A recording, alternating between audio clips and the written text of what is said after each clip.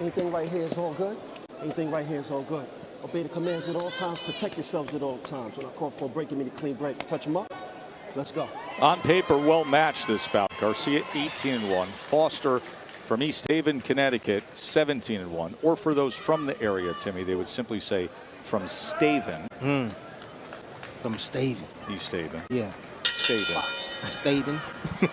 Of course, the best fighter in recent years to come out of the Connecticut shoreline, just about 90-minute to 2-hour drive from where we are here in Newark, is Chad Dawson. Round number 1, what are you looking for here, Tim?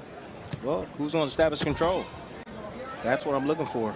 You have Garcia, who's a bit of, I want to say, fleet-foot fighter. Likes to fight off his back foot. Likes to counterpunch. Likes his distance. Likes to set traps for his opponents. Lateral traps, step backs, even pull counters with that left hand. And as far as Foster goes, I want him to take his time. He rushes. He doesn't use his height. You know, that's what happened in this last fight when he fought against LeBron, and he lost. He just was rushing in there. He wasn't taking his time. He wasn't setting up. He wasn't being a true professional. And now that he has his brother in his corner, there he is rushing again, rushing forward again. His brother Charles is in his corner. Yeah, I mean, you would think that they would work on some things, improve especially his footwork, and stop him from lunging the way he's doing with that right hand. But tonight he's facing his kryptonite, a southpaw, slick fighter, a guy that counterpunches similar to LeBron. Let's see if he can pass this test. Now, what's interesting is you mentioned utilizing the size. He's 5'10", so he's got a couple inches on Garcia. However, Garcia freakishly long arms for his height. He's 5'8" and has 71-inch reach. And he likes to use it, Tess, every bit of it. Ooh, there's that moment of trying to find Foster coming forward as he tried to land the left hand. As you know, head clashes. Both fighters southpaw versus orthodox. They're going to step on each other's lead foot. You understand that? The reason why the head clashes when both guys are throwing the power shots down the middle, their heads come together. Usually, you're always trying to fight for that outside position to be able to land up your right hand or line up your right hand. Excuse me. Stop. Let him out. Good job, fellas. Good job. Yeah, Foster, you can see he can be a little bit impatient. Doesn't really know how to set up his jab against the southpaw. Doesn't know that he needs to stay on top of it. Don't know the fencing maneuver to be able to get around that lead hand and to be able to line up his right hand. And Tessie's gonna always have issues with southpaws if he doesn't understand the basic fundamentals in facing the southpaw. You see him moving to his right. Yeah, you can move to your right, but you better be ready to step 45. And you can't.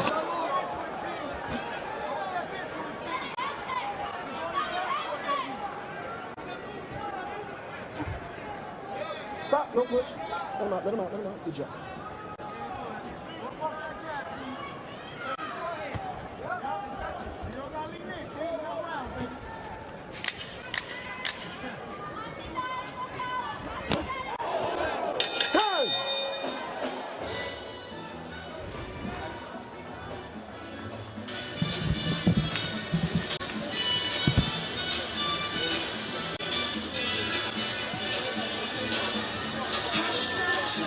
The champ is here. Shakur Foster will be defending his WBC Junior Lightweight Championship later on tonight. Timmy, the last time we saw him was that 12-round split decision against Abraham Nova when Foster had to finish the fight strongly to pull it out with that knockdown scored in the 12th round. He said he wasn't 100% in the fight test, and I believe him, and he was dealing with a bicep injury during the fight as well, but he says he has his feet tonight. He said he had a foot injury. He said it's finally healed up. He said my arm is healed up. He said you're going to see the best Foster tonight. He promises.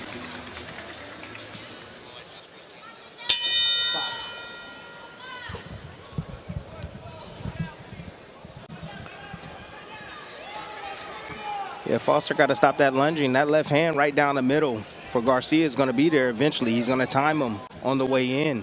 Throwing that right hand from too far away, Foster. And he's lunging. He's bringing that back foot forward when he shoots the right hand. Right there, he caught Garcia on the way in. A double right hand was very effective, but he got to be careful. He doesn't set himself up to be hit with a counter.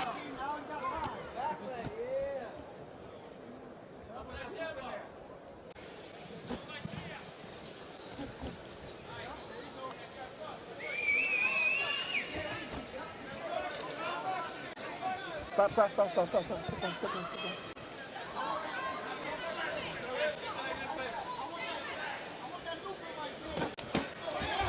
Chopping down with big that shot. right hand. There it is. Oh, there's a right hook. Yeah, that's exactly how Garcia works, Tess. Very quick and accurate with his shots. Extremely explosive when he steps back or gets range, and just good timing on the way in. And when he has his man hurt like that, Tess. Well, he's having a heck of a second round here. Yes, he is. He opens up. But again, he's still calculated. It's not rushed. It's not rushed at all. He thinks. He's a thinking fighter.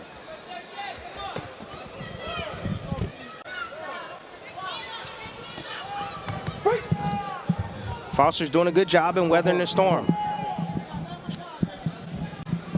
Showing a good poker face right now. Also taking those big shots on. Took them well.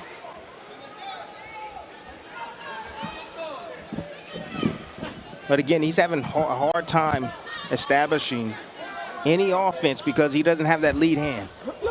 He's missing the lead hand. Even against the southpaw, you got to be able to operate that lead hand, whether it lands or not. You got to give your opposition something to worry about, something to have to defend against first to be able to line up your right hand.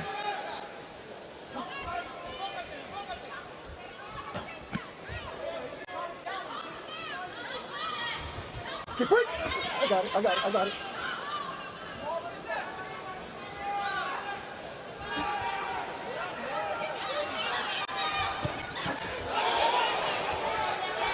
Again, Foster, swinging wildly. Just trying to get some good back. Ooh, good body shots on the inside. Look, you got Garcia right now just dominating every aspect of this fight right now. This round, I should say. On the inside, just being very patient, letting Foster do a lot of the work for himself. And when he gets close, he lets his hands go. He steps back, he counters them on the way in. Just beautiful work by Garcia. End of 2 as we work our way towards Shakur Stevenson. He's had so many great moments fighting at top rank in ESPN through the years. Mark Kriegel asked him his favorite. What's been the best moment through the last 6 years? My favorite actual moment was when I fought Valdez. And it was because everybody in the arena were all cheering against me. Every time he threw a punch, the arena and the crowd was going crazy. And just the composure of knowing, okay, we still gonna win. We still gonna shut them up. After the fight, I'm walking around, I'm doing this. And honestly, I think that was my favorite moment.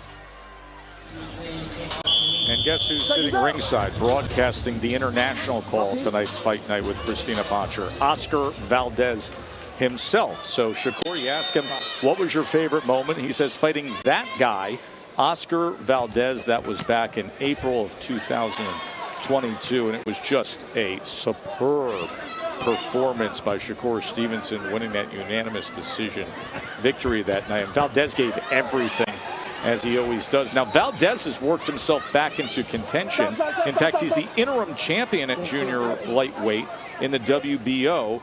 And Navarrete, who lost his shot at a lightweight championship with a vacant belt, is being ordered to fight Oscar Valdez. So the WBO will be determined between Emmanuel Navarrete and Oscar Valdez. Of course, Valdez coming off of his TKO victory against Liam Wilson back on March 29th. That would be a rematch, a fight that we called a few summers ago. Still a tough fight for both, I think, at this point. But, you know, Conceição is in that as well, and he has an opportunity to win the world championship tonight. And I'm sure he told us in the fighter meeting, because he saw Oscar Valdez, he said, I want to fight you. I want to rematch with you, because he felt that in his heart that he won their fight. Was a very controversial fight. We're in round number 3 here between Foster and Garcia. Garcia had a very strong, and he lands a 2-punch combination as Foster came forward. Garcia had a very strong second round. But just to wrap up that conversation, we're going to see Robson Conceição fight for a world title, WBC Junior Lightweight World Championship, against Oshaki Foster a little later on tonight on ESPN. But that was one of his 3 attempts at a world championship when Oscar Valdez had failed a drug test for a banned substance, and then the controversial unanimous decision win by Valdez followed against Conceição.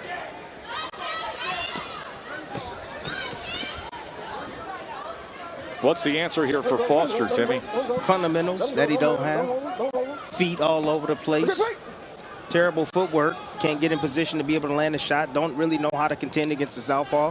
It's the same old thing. You would think coming in another camp, combating against another southpaw, he would be able to figure it out. But again, I told you in the beginning, this is his kryptonite he's facing.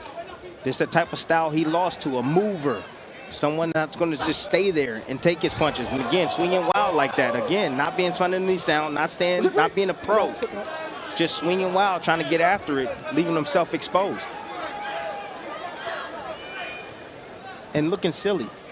Just looking silly. This is fundamentals. Look at it. Just staying composed. You don't do sloppy. Oh, I do sloppy too. No, you don't like sloppy. No. You know, fighters are completely opposite. So I was rough and tough and short, and had to fight in the inside and get busy. That's straight low. But I wish I had. Just put it this way: I wish I had these guys framed, and I wish I had boxing skills like Shakur Stevenson. Right. Or and where I can dance around guys and be elusive and not get hit. Yes. So. But I was not that guy. But you're in the Hall of Fame. Oh, of course, Tess. Because I fought the fights, Tess. I didn't shy away from fights. I fought the fights. Well, a guy who's going to fight the fight of his career is Artem Hartunian. He faces Shakur Stevenson for the BC Lightweight Championship, and Mark is in the locker room with him. Artem, thank you for being here with us. Most Americans know you from the Frank Martin fight, which you took on very short notice. What did you learn from that?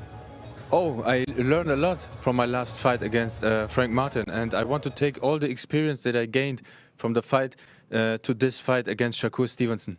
You're not going to tell us exactly what it is, yeah? There are so many things I can't count, but the main thing is to be concentrated and do my work.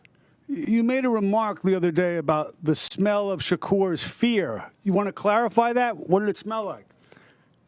It smells good. I like the smell. I asked him what cologne you wear. He said no cologne. I said okay, then it must be your fear. Huh, that's very interesting. Listen, what doesn't Shakur Stevenson know about you that you think he's going to find out? So Shakur Stevenson doesn't know me by any means. He will learn everything in the fight, and he will know me maybe after the fight. There you go.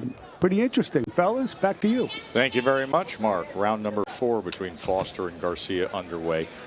You know, I always like the pre-fight quotes and to see how these fighters go about their business, how they stay composed, what their mindset is going in. I love that quote by Hartunian, that exchange he had with Shakur. Now, I don't think it's applicable or believable, but I love the exchange of, what does that smell? What cologne are you wearing? I'm not wearing cologne. Then it must be your fear. It is funny. It's verbal judo. That's good. I like that. It's hilarious. I mean, but it's verbal judo. And he told us in the fighter meeting, he said, hey, I'm just trying to throw him off his game. Get into his head. He said, I don't know. I'm saying what the people are saying. I'm saying you need a tracksuit, because I'm about to chase you down. It's just all a form of fighting, but it's more mental, Tess. Trying to get into his head. Timmy, I think we're going to get an absolutely prime Shakur Stevenson tonight. We better. I think that we better. When you reflect on things and you listen to the things he had to say, and his recent news cycle has been very frustrating for him to come off the fight in November that was highly criticized for its lack of entertainment, when he knew going in that he was not at 100% health and he was going to fight in a way, now I know you're already making the face, he was going to fight in a way that just simply got the win. It was so unentertaining, and it was panned, highly criticized by media and fans, and that fight against De Los Santos. And then he apologized for his performance afterwards. He had a brief retirement that was strictly, I think, out of frustration of, who am I fighting next? What's going on? And now this phase of his career, when he's watching things develop in the lightweight division elsewhere with Tank and Loma, and he has this homecoming fight against a pretty big underdog in Hartunian. Watch your heads, fellas. Look, I can tell you one thing that I've been able to understand about Shakur, and that's that he's honest. He is an honest man. He tells you the truth, whether you like it, whether it's wrong, whether it's different. It doesn't matter. You know, he told us tonight, I just want to have fun. I want to get back to myself. Yeah. You know, I'm not worried. I mean, every fighter says this. Oh, I'm not worried about the fans. Yes, you are. You want to be loved. Well, these are his You fans. want to be respected. Yeah, but the fans that are watching, the viewers. Right. Well, that's the group that was so critical. Yeah, but he was injured during that fight. And I asked him, I said, hey. He was injured going into the If you go back, I said, check this out. If you can go back in time, would you change it? Would you change things? And he said, absolutely not.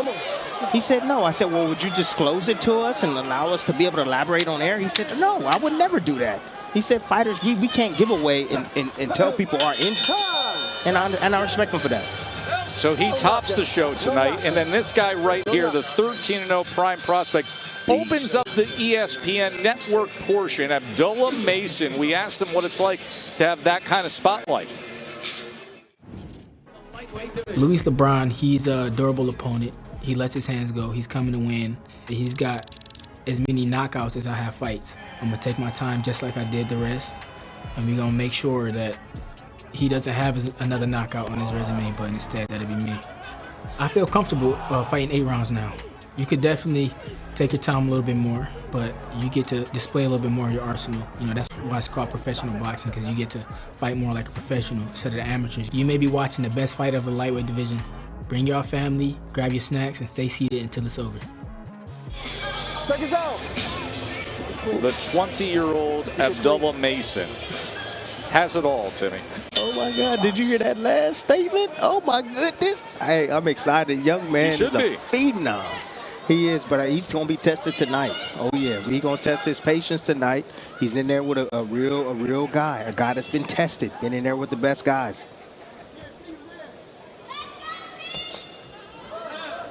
Luis LeBron and Abdullah Mason. Again, that's going to be at 8:30 straight up on ESPN. We're coming on the air. We're getting you set. And we're getting right to Abdullah Mason. 13-0 with 11 knockouts. You see that as a distance fight? You think Mason just struggles to conquer him to that level? LeBron is tough. Yes, he is. He's a tough cookie to crack. He really is. And he comes to his fight. 27th pro fight. Yeah, and he comes to fight as well. So, I mean, if he can catch him, yeah, I think he can end the fight. But I think it's going to be a challenge in the beginning.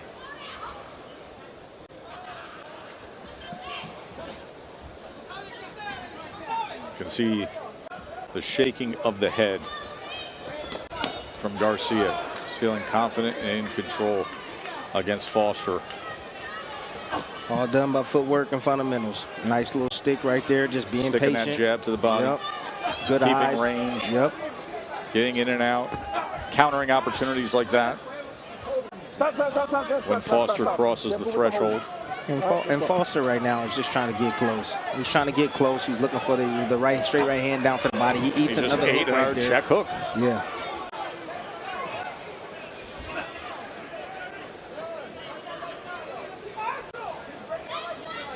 Garcia from Houston, Texas.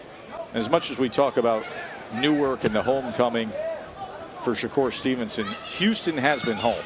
Houston is where he lives and trains and He went back family and home. friends are. He went back home for this camp. That's right. Yeah. It wasn't in Vegas or Colorado and things like that. So, you know, I like that. And I told him in the fight, I'm like, man, you know, why'd you go back home? He's just like, I just want to get back to doing what I do. You know, sometimes we can get boggled down or think that we got to do more than what we usually do, and we need to step it up, and we need to train like this guy or that guy. No, you need to find your own system that works for you. Okay, that's what makes you a mature champion, a mature fighter. You find your own system and you stick with it. And then you slowly start to develop it, to add things to it, to improve it.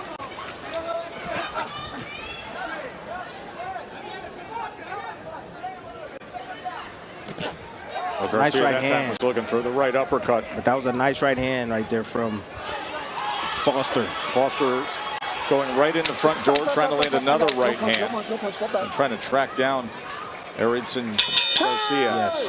Shakur Foster, the junior lightweight world champion with Mark Kriegel. Shakur Foster, who is about to face Robson Conceição, has really been coming on strong lately. Where is he strong and where is he vulnerable? Man, he's stronger in the early rounds. I think he's vulnerable late. He get tired to me, you know. Look up. Does this go the distance? If you get, I don't. Listen, we've been talking a long time about you getting a chance. Tonight's a co-main, but any other night it's a main. There's a lot of eyeballs. What do you want people to be saying about O'Shaquie Foster after tonight? I want him to be calling for the Navarrete, the winner of the Navarrete Oscar, and I want to be mentioning the pound-for-pound settings. You need a knockout to do that? Hey, however. Good luck to you tonight, Shaq. Take care, man. Fellas, back to you. He's coming off back-to-back 12th round drama to pull off close wins. Last time we saw him was against Abraham Nova back in February. Had a 12th round knockdown to pull that out. Des, you know what what's so interesting is like his personality kind of reflects the way he fights. You see how calm, and cool, and collected. It don't matter what's going on in the ring. I mean, there could be a fire in the other corner or something. He's just calm, cool, and collected, poised under any type of circumstances. And that can be a good thing, but also a bad thing. That means he can be outworked in a sense. Well, he's had. I mean, you talk about fan-friendly, entertaining fights. His last couple of fights have been dynamite. And in the Foster fight, well, in the Hernandez fight, well, that was the thriller.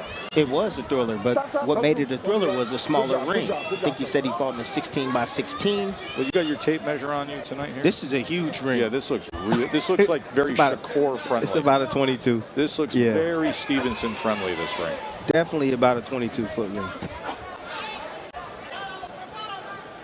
I know sometimes Aladdin Freeman, our ace director, will come out and walk it off. Oh, yeah. Yeah, he'll come out here and measure the thing. His wingspan alone often does that. Yeah, I always tell her, Aladdin is the best in the business to do it, man. And he checks everything. 20 by 20. He said 20 by 20? See, says Aladdin. Already. And by the way, he just eyeballs that after doing directing thousands of fights. Well, I'll ask him this question. How hard is the surface? Is it soft or is it firm?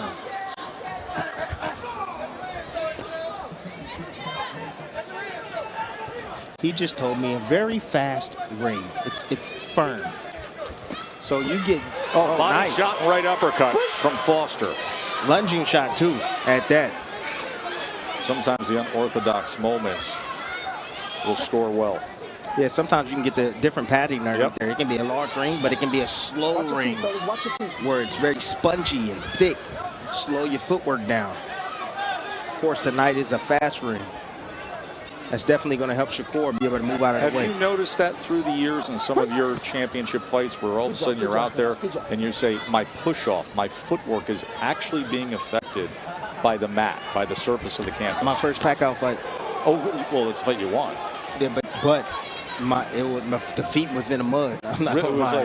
It was like being on a beach. It was a soft ring. Yeah. Really? Yep. Sure was. Well, that also then affected Manny as well. Of course. And Manny's fast. Manny's very quick. Yes, he is. That was Manny in his prime. Easy. Definitely slows you down, Tess.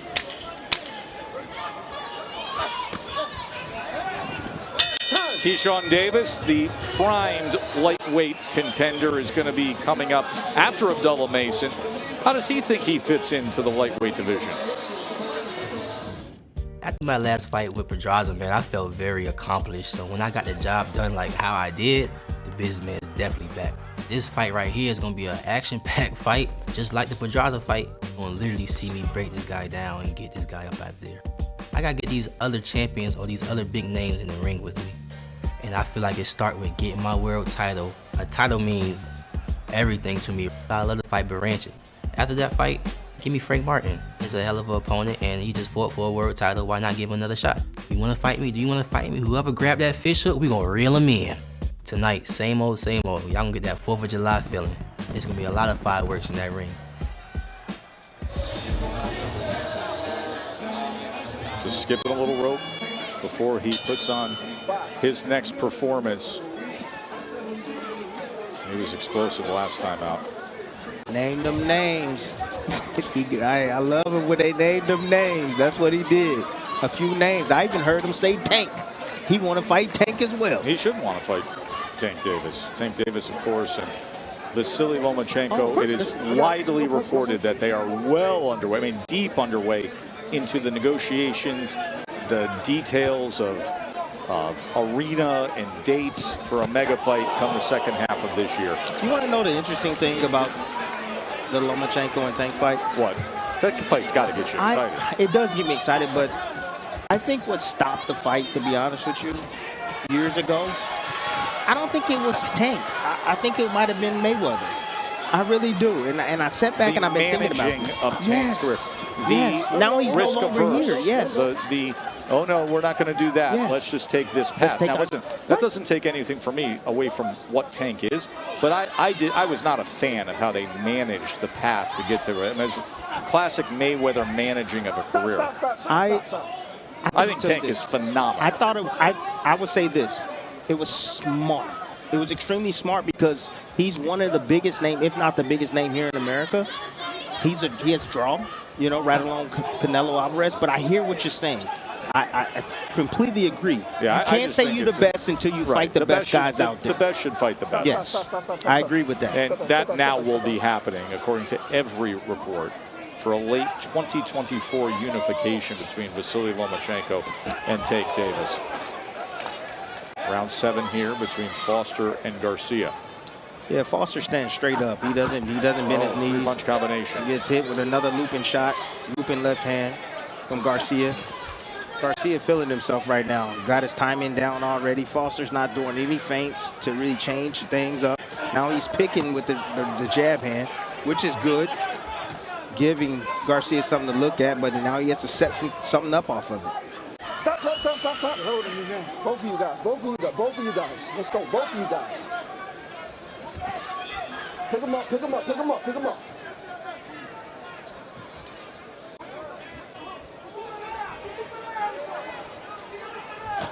Ooh, lateral trap. Oh, just so beautiful. He's done that a couple times. He made him pick up his feet. Look, Foster walking forward. He turned angles, stopped, went the opposite way, make him pick up his feet. Before he reset his feet, bing, bing, he hit him with a combination.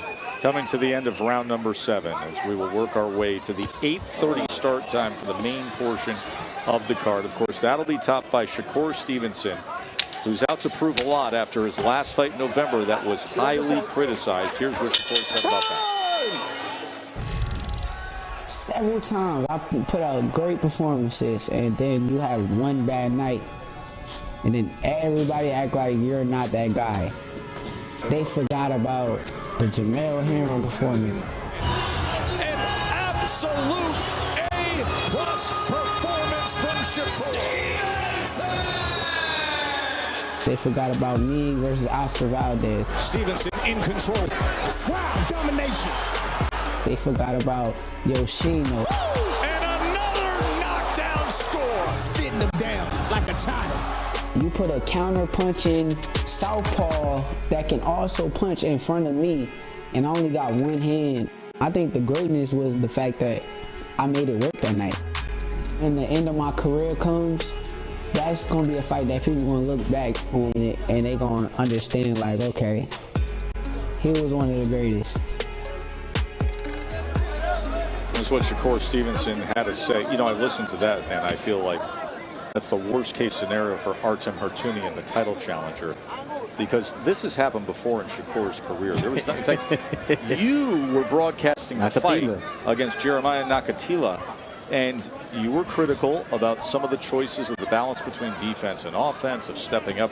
His next fight was then that title fight against Jamel Herring when he took the title, 130-pound title against Jamel Herring, where he just broke him down so well. He came out so razor sharp. The next fight was against Valdez. So following a similar kind of criticism, Shakur Stevenson was masterful. Don't poke the bear. That's what happened. You're the one who poked it. No, I do it sometimes purposely. I do it sometimes purposely. I'm not gonna lie. I do. In the Nakatila fight, that was your honest assessment. Yes, it was. But I didn't kill him in his last fight. I didn't kill him. You know, yes, it was boring. But I still remember that if the trend holds of, okay, there's a fight that's not fan-friendly, that gets banned, and then there's some criticism, and then he comes out and he was, I mean, just Herring and Valdez. I'm It's expecting awesome. him to look sensational I am too. tonight. I really am. You know, going into free agency on top of that, Tess, he's going to have to perform tonight. You just can't talk it. You just can't say you the man. You can't say you Michael Jordan. You can't say you Mayweather and go in there and score 4 points. You can't. You have to show up and you have to show out. You have to show us what you're talking about. Separate yourself from the pack, period. So you got a guy in there, Artem, tonight. Good fighter, but it's your job to make him look ordinary. If you that dang good. I'd be surprised if that's not the version of Shakur Stevenson we don't get. I really think that's exactly, especially in front of this crowd and coming off some recent frustrations of the past half a year. Yeah. I expect that version of Shakur Stevenson. And I think somewhat Shakur's style is misunderstood. A lot of people say he's a runner. He's not a runner. You're not. What are you watching? You know, if you're talking about the last fight, yes, he was evading when he needed to, but he's directly in front of you. He's mid-range to outside. He's right there in front of you all the time. He gets out of range, then he gets back into the range. Get out of range and gets back in the range. That's what makes him scary. Guys don't like that space in between that he creates because those are counter-punching opportunities that he puts you in. De Los Santos, the reason why he didn't pass that threshold was because he was afraid to get countered. And when he decided to pass that threshold in the last round, what happened? He got countered.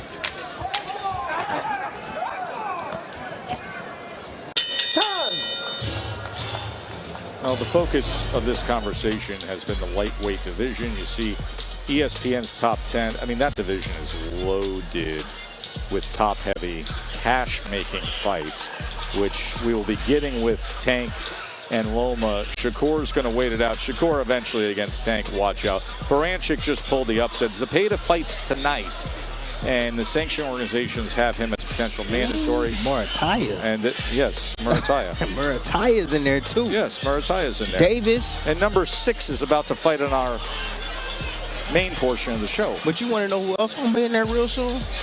Abdullah Mason. Yeah, who's about to open up the real ESPN. soon. He is. And in fact, just based on athleticism and talent, the bottom half of that top 10 of lightweights, to me, it is an absolute lock that a fully formed and evolved and matured Abdullah Mason is favored against everybody on that bottom half of that list, with the exception of Keyshawn Davis. I would oh say boy, yes. You're about to even go further. No, I would say yes. I see what you see, but listen, you got to get hit. I got to see him get smacked. A fully formed and But a matured, fully- meaning yeah. that you're forged, you're tested. And then once he Round gets number 9 to 10, here. once he gets to 10 rounds test, then yeah, he ready. Well, let's see if he's ready tonight, because you say he's going to have something opposite him and a veteran with Luis Lebrun. For Abdullah Mason, Foster and Garcia, it's had the same beats and rhythms throughout. Yeah, Foster's putting more and more pressure now on Garcia. Garcia has to be able to keep his distance. He can't afford to allow Foster to. Ooh, that was a low blow right there. My goodness. Jingle bells. You got 5 minutes. My goodness. Come here, man. And he's going to get a full 5 minutes if he wants it. Time, okay? Second time. No more. Okay? No more. Got it? Yeah. All right. Well, another warning for William Foster. Here's the low blow, Timmy. Yeah, head down. Look, he's not even throwing. He's not even looking where he's throwing the shot. Listen, don't retaliate.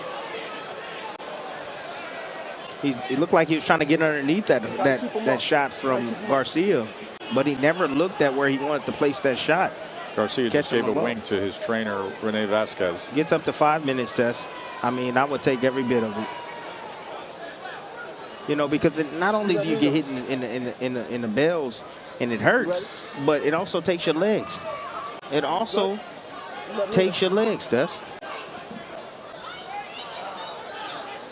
See, look at he's stretching his back out, his legs feel a little, yeah. I understand how he feels. It's not a good feeling.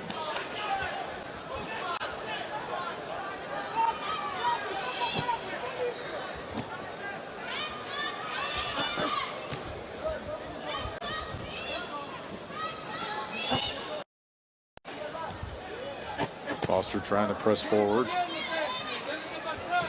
Oh, there's a what a right shot. uppercut that William Foster is able to connect with. But what was it off of? It was a jab first, Tess. And Garcia was going straight back. The jab first. This thing is heating up just a little bit here in round number 9. Yeah, Garcia slowed down a bit.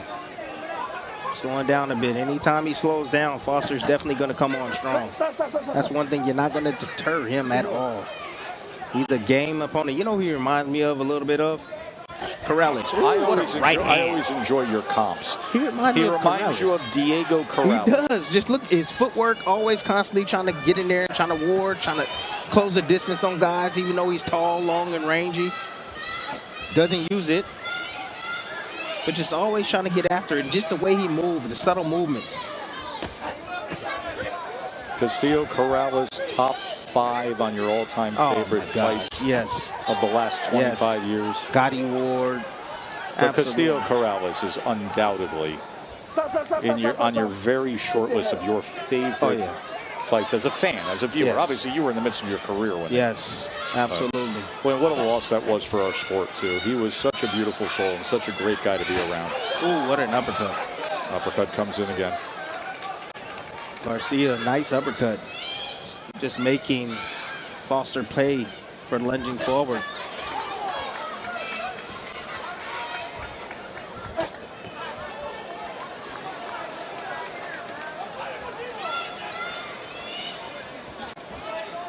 See, Foster don't know how to punch and pick up his feet. A lot of guys don't know how to do that. Punch and pick up your feet. Take your feet with you. That's basic. That's the first thing you learn when you're in the gym. Also, you learn hit and not get hit, and that is what Shakur Stevenson has mastered. The most important stat in all of boxing, you talk to CompuBox gives us reams of papers every week, right? Yeah. The most important stat is plus minus when you really break it down, and that is the differential of percentage of your connect percentage, what you do to your opponents hitting them, compared to the opponent's connect percentage to you, your defense. Plus 20.4 is astronomical. Amazing. That's the best plus minus in all of boxing. That is how you measure hit and not get hit. Your offensive ability married to your defensive ability. Shakur is number 1 in the world. Well, we need a little bit more offense ability. You can keep the defense. Keep the defense. Right, but you can make that number very, to your point, that number can be big by not getting hit also, right? Yeah, like, which is the case with I'm not saying get hit. No, I don't want anybody to get hit in the ring. Don't get hit. But there's a fine line between being safe and being entertaining. So you would like that number to be more plus 18, and you're still the best in the world, right? Well, I'm just saying. I mean, you could do a little bit of both. Why not? 10th and final round here between Foster and Garcia. What's got your eye here, Timmy? Just the pressure again. I'm trying to see if Garcia is going to cough it up or he's going to remain and do the same thing he's been doing. His conditioning looks pretty strong right now. He looks confident. I'm looking at his face right now. His demeanor he looks solid. Looks like he's in control. And Foster, I'm trying to see if Foster's going to wither away. He's not going anywhere. Foster's going to continue to try. As long as there's time on the clock, he's going to continue to try.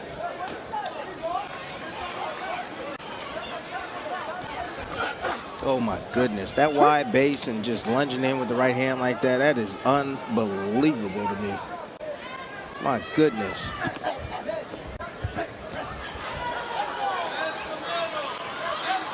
Not going to get anywhere doing that.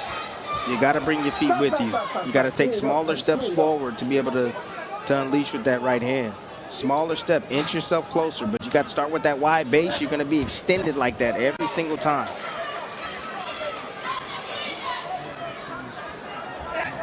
Oh, what a big shot. Big shot lands on the way in. And you want to know something? That's the shot that Garcia was knocked out with in his loss. That left hook. There's a view of the feet that you've been detailing, Tim. Oh, yeah. You see how he makes him pick up his feet? Check that out. And then he lunges and he brings that back foot forward. Those are countering opportunities right there. But you saw right there, Garcia wasn't in position to be able to counter. He was squared up himself. But again, itching forward, southpaw versus orthodox, they're going to step on each other's feet right there. And the reason why the ref is saying something about the feet is because if you step on a fighter's feet and then you hit him with a shot and he goes down, is that a knockdown or not? It's not a knockdown. You stepped on his feet. Okay? And they want to stop that from happening. I got it. No question. Good jab right there from Foster. Nearly a clash of heads. Yeah, the fight started to get a little bit sloppy. Both guys are very fatigued. Been throwing a lot of punches, took a lot of shots as well. That left hook is money. That was a shot that I believe Foster should have been looking for from the beginning. He's looking for the right hand against the southpaw, but the left hook is another weapon that you can use against the southpaw because they don't see it coming. You see how that high guard used right there by Garcia. There's an opening around that. They don't see those shots coming. Oh, he comes charging in at the end, right to the bell.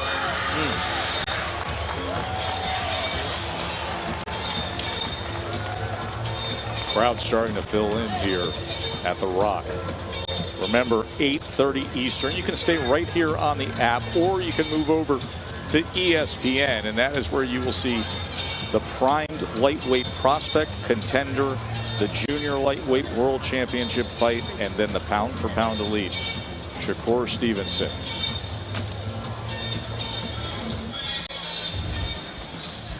Garcia was in total control, I believe, from the beginning.